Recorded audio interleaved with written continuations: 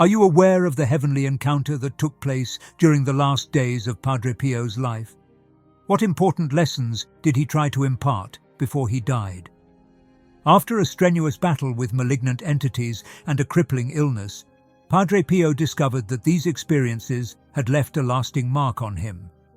Like Christ's wounds, his bleed fresh. Jesus himself will recognize your goodness. Padre Pio was deep in reflection one fateful night when he heard a familiar, gentle voice.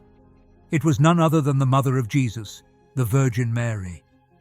Remember to click on the like button and subscribe if the story of Padre Pio encourages you as much as we do, so that we can share more incredible stories of faith and miracles with you. Your help allows us to bring these stories to life. Padre Pio looked up and found his room filled with blinding light.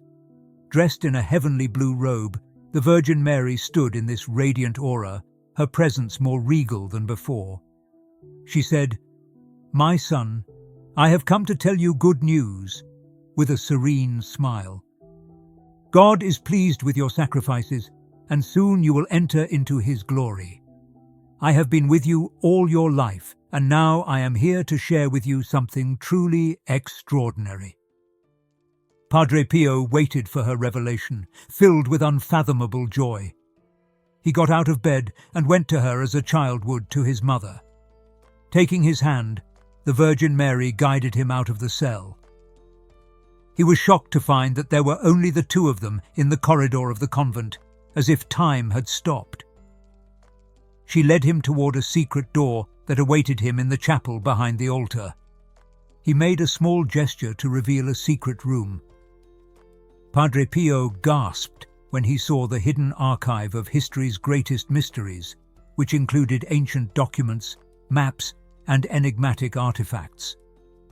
"This is the Chamber of Revelations," Maria said. "Truths distorted by those who rewrite history for their own purposes. These are the things the world has forgotten or chosen to ignore." Padre Pio, bewildered by her presence in this secret refuge, listened attentively to the Virgin Mary as she continued to explain the meaning of this mysterious visit. "My son, you are one of the chosen few who are fortunate enough to have a mystical vision," she said. "You have been privileged to see beyond the veil, to discern the hearts of many, to reveal their vices and their virtues. Thanks to your prescience, the sick were healed and miracles were performed, warning the faithful of the dangers that were approaching." With humility, Padre Pio acknowledged these gifts. Extraordinary as they were, he had always used them to lead people to salvation, never for his own glory. "However," Maria continued, "there is still that which God has set aside just for you, his obedient servant." Then she showed Father Pio an old manuscript, the hidden Gospel of John, written by the same apostle who had supported Jesus during the Last Supper. This Gospel revealed the true nature of Jesus, his infinite love, divine wisdom, and absolute authority, and included teachings and actions not found in canonical texts. Although he did not understand the language used to write it, Father Pio treated the manuscript with respect. But the Virgin Mary comforted him, saying, "Fear not, I will guide you through its meanings." The familiar words of John's Gospel resounded throughout the room as he began to read, but they had a new intensity and clarity, as if Jesus had spoken them directly to Padre Pio's heart. The Word existed in the beginning, coexisted with God, and existed as God. He was in the beginning with God. Everything that was made through him. Nothing was made without him.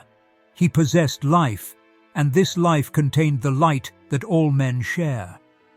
Darkness is not able to defeat the light because it shines in it. Padre Pio was stunned to hear these familiar but fresh verses, which had a strong emotional impact. "These words are the pure and simple truth," the Virgin Mary said again. "It is true that Jesus is the Son of God, the long-awaited Messiah and the Savior of the world. He came to earth to free humanity from the bonds of sin and death, to reveal the Father's love, to forgive sins, and to grant eternal life. Padre Pio was chosen to bear witness to truths so important that they had the power to completely change the way of understanding faith. This revelation was a turning point in his life. Padre Pio was overcome with emotion and felt a closer connection with Jesus. He had followed Christ to the cross and beyond, dedicating his whole life to serving him. But now he truly realized how much Jesus loved him. The revelations did not end there. The Virgin Mary went on to say, "Jesus spoke not only of himself, but also of you." Padre Pio was taken aback. How could it be that Jesus had brought him up in this old book? The Virgin Mary then turned to another text which said, "Once Jesus said to his disciples, 'Truly I tell you that among you is the one who will follow me to the end of time, the one who will bear my stigmata in body and spirit, the one who will be persecuted by the world but sustained by my grace, the one who will be my constant witness, my beloved friend, my beloved Son.'" If his incredible experiences have touched you, consider supporting him by liking, subscribing, and using the Super Thank You option below.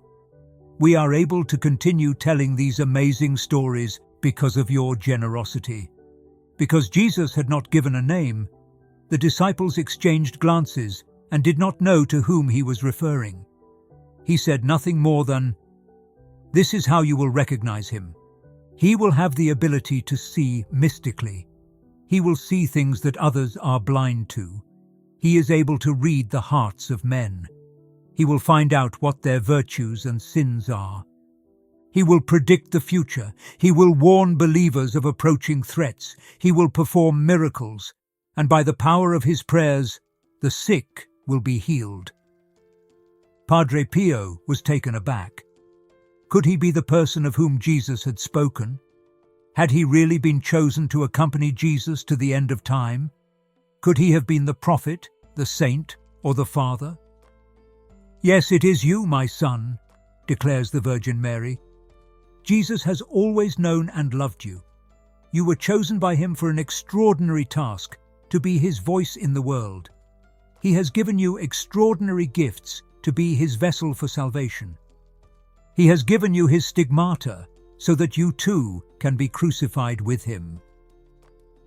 Padre Pio was overcome with emotion and could not find the right words to express the grace and responsibility he had been given.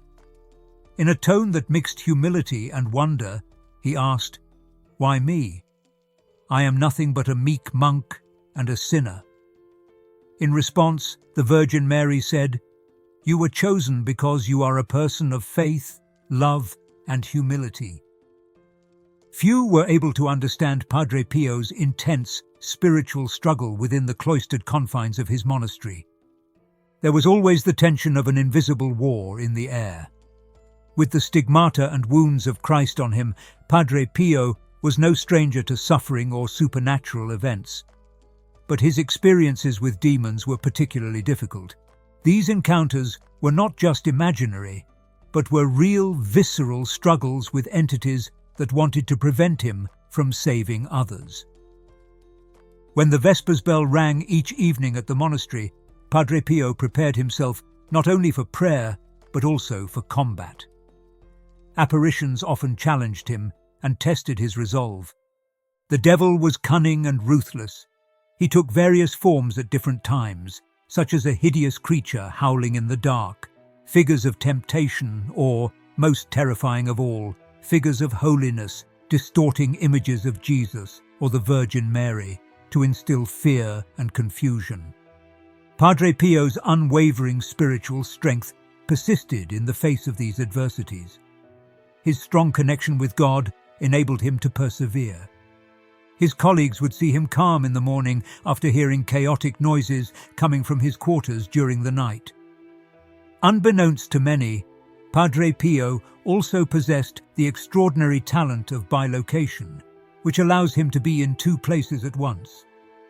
This gift was more than a curious spiritual artifact. It was evidence of his close relationship with God and his mission to pray for people who were far beyond his physical reach. His bilocation during World War II is a well-known example.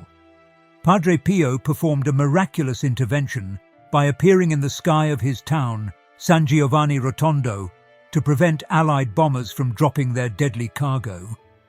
Later, pilots reported seeing an apparition in the sky, a friar who frightened and upset them and caused them to abandon the mission. This incident not only preserved his city, but consolidated his reputation as a man of exceptional spiritual abilities among both his supporters and detractors.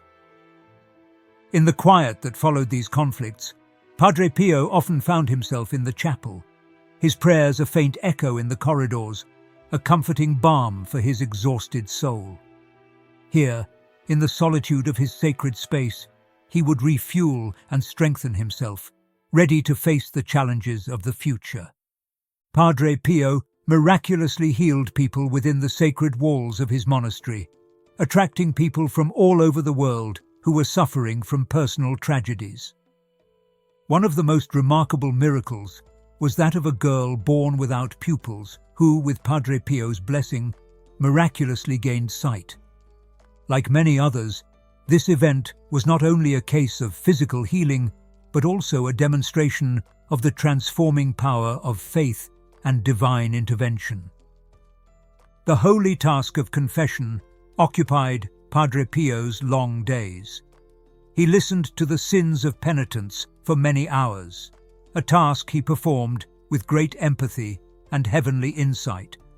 Those who sought his counsel found comfort and challenge in his extraordinary gift of reading hearts, a charisma that enabled him to see the sins and unspoken struggles of those he counseled. He was able to recount details that had never been admitted, inviting genuine confession and spiritual awakening. His devotion to the sacrament of reconciliation was a manifestation of his abiding love for Christ and all people, not just his duty. Each confession was an act of love that led to physical and mental healing, as well as healing of the soul.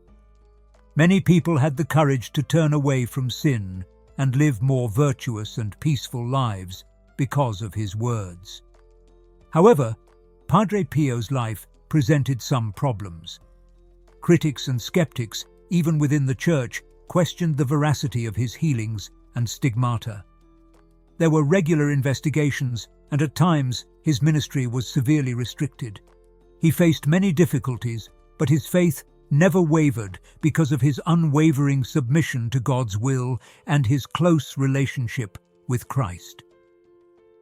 Padre Pio continued to be a symbol of the enduring strength of faith and a light of hope despite the difficulties. Millions of people are still motivated by his healing and spiritual guidance, proving the enduring faith in the prospect of salvation and the transforming power of heavenly love. The world was forever changed by Padre Pio's spiritual journey and the miracles attributed to him as he neared the end of his life. His final moments were an expression of a life spent in intimate relationship with God, a monument to the power of an unshakable faith, and an explanation of the enigma surrounding the stigmata he carried for more than 50 years. Amazingly, just as he had predicted 50 years earlier, all of his wounds healed completely upon passing, leaving no physical scars, but rather a profound spiritual legacy that would continue to encourage devotion and faith. Padre Pio's influence went beyond his spiritual teachings and mystical encounters. His dream of establishing a house of relief of suffering was realized with the construction of a hospital at San Giovanni Rotondo. His lifelong dedication to the reduction of human suffering through practical medical interventions and spiritual means is embodied in this institution. With humble beginnings, the hospital has expanded to become a major healthcare facility, reflecting Padre Pio's dedication to helping the sick and suffering. If this video impressed you or lifted your spirits, please press the like button, subscribe, and consider leaving a super thank you. Your contribution not only preserves Padre Pio's legacy, but also allows us to provide you with more interesting content. His deep devotion to the Eucharist and the Virgin Mary, which formed the center of his spiritual life, is another defining attribute of his legacy. He often spent hours in contemplative prayer, finding comfort and strength in this spiritual practice. He firmly believed in the efficacy of prayer, especially the Rosary. Praying is the best weapon in the spiritual battle, according to Padre Pio, and he taught his followers to use prayer to seek guidance and spiritual comfort. The world saw Padre Pio elevated to sainthood with his canonization in 2002, which marked the height of the veneration he was the object of during and after his lifetime. Hundreds of thousands of people attended the ceremony, which honored him for the miracles attributed to him and celebrated his life as a source of hope and a channel of God's grace.